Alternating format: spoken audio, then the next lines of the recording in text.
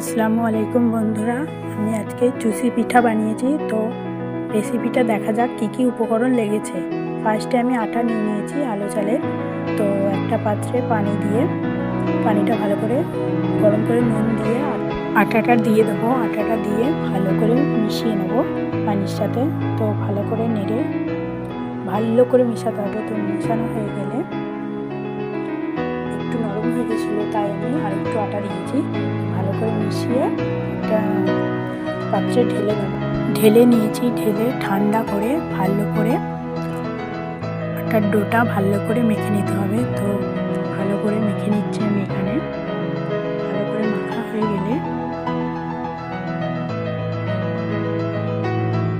মাখা আমার ভালো করে হয়ে গেছে। তো এবার আমি শেপ দিচ্ছি। তো আমি ঠিক করে পারিনি, আপনারা চাইলে আরও ভালো করে শেপ দিতে পারেন।